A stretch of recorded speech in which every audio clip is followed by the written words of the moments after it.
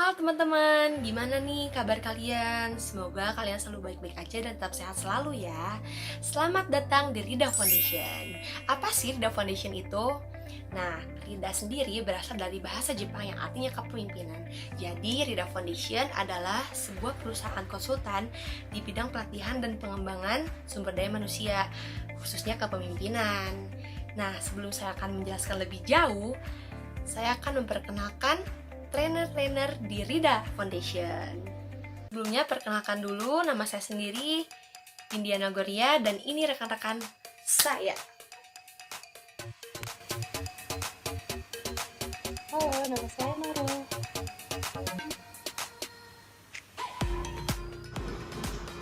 Halo semuanya, nama saya Desiana. Halo, nama saya Rizna. Halo, nama saya Elsa. Jadi, di training hari ini, kita akan membahas mengenai kepemimpinan. Yang pertama, kita akan membahas mengenai definisi dari kepemimpinan itu sendiri.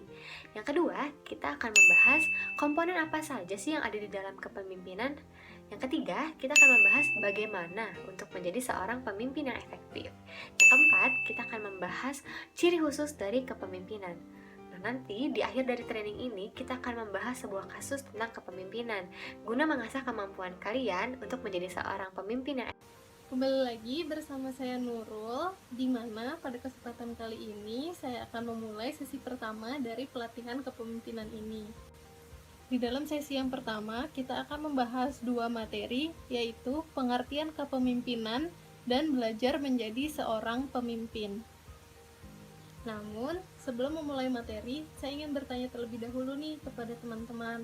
Apakah teman-teman sudah pernah mengikuti training sebelumnya? Ya, buat yang belum pernah mengikuti training, pasti ini merupakan hal baru untuk teman-teman. Maka, teman-teman diminta untuk benar-benar memperhatikan materi dengan baik sampai di akhir ya. Saya ingin bertanya lagi, seberapa penting sih arti kepemimpinan atau arti pemimpin untuk teman-teman?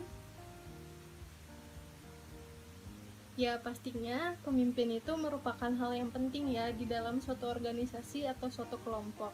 Karena pemimpin itu bisa menjadi motor penggerak atau pengarah dalam suatu organisasi atau kelompok tersebut untuk dapat mengarahkan pada tujuan bersama. Kemudian, apa sih sebenarnya arti dari kepemimpinan ini?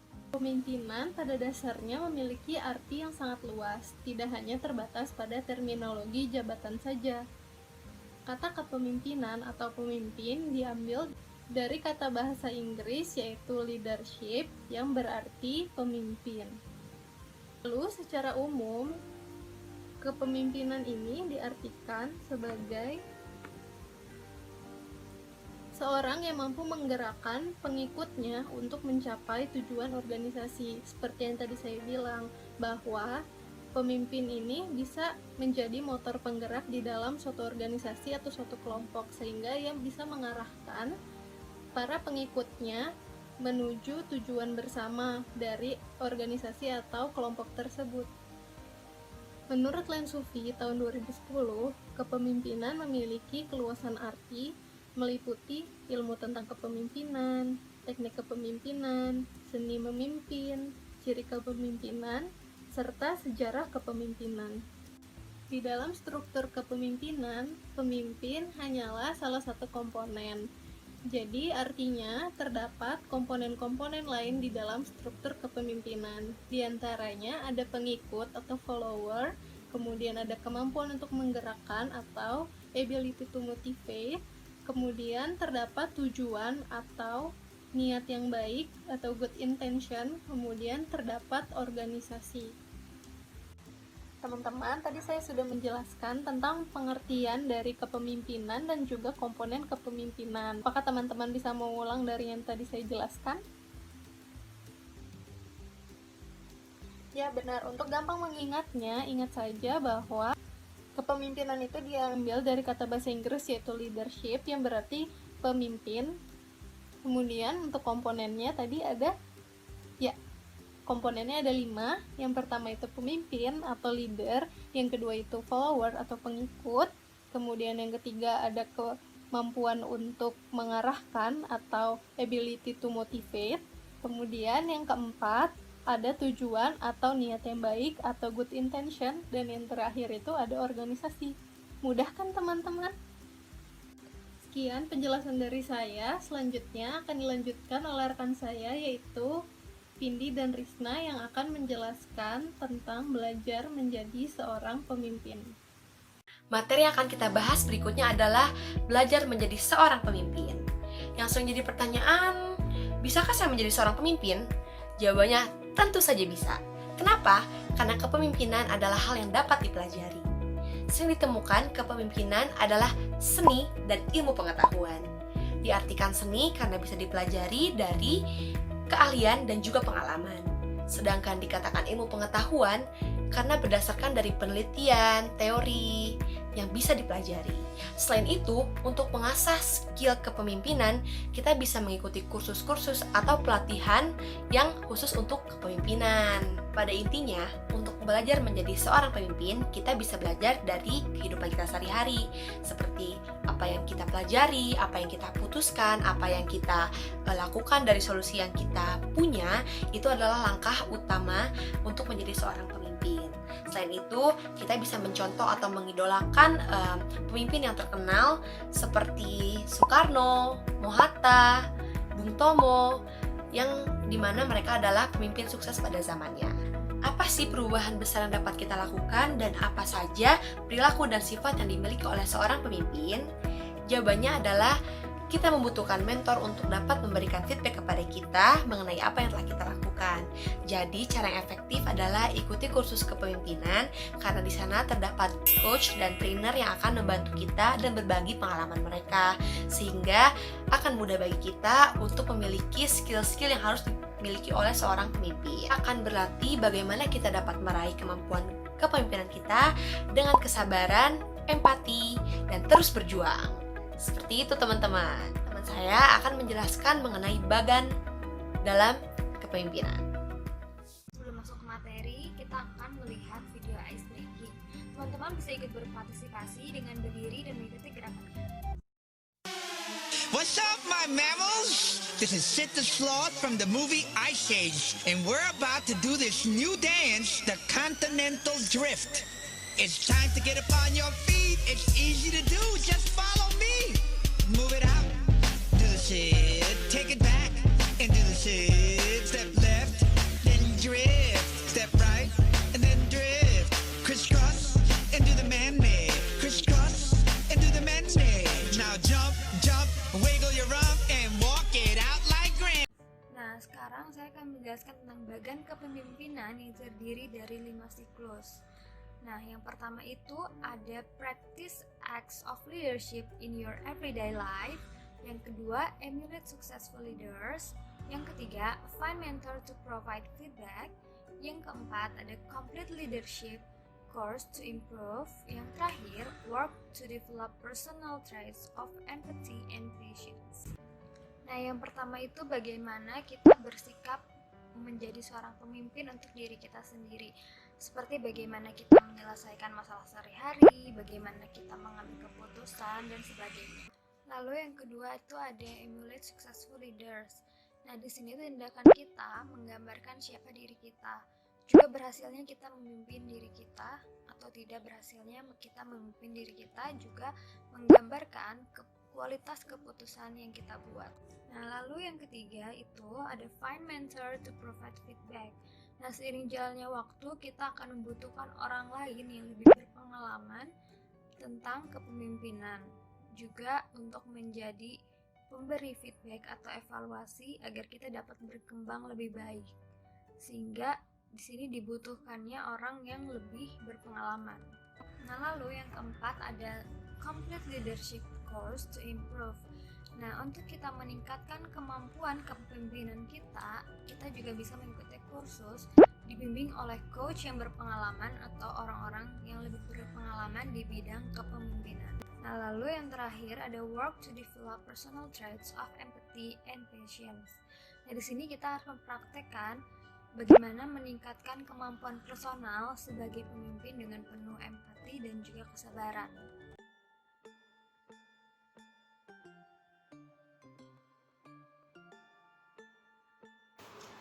Nah, gimana teman-teman? Tadi sudah mendengarkan rekan-rekan saya menjelaskan tentang pengertian dari kepemimpinan itu sendiri.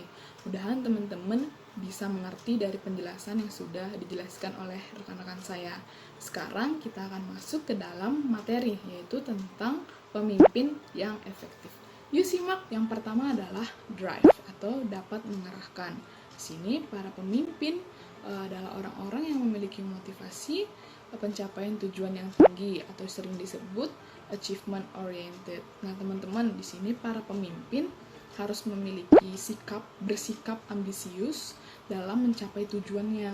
Para pemimpin juga harus memiliki banyak energi dan juga tidak mudah menyerah dalam mencapai tujuannya. Para pemimpin juga selalu memperlihatkan inisiatif untuk melakukan suatu perubahan.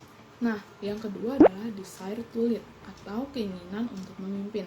Nah, teman-teman, seorang pemimpin itu harus memiliki keinginan dulu untuk memimpin agar dia itu memiliki keinginan yang kuat untuk mempengaruhi dan memimpin pengikutnya nanti. Lalu para pemimpin yang baik seharusnya dapat bertanggung jawab atas semua perbuatannya.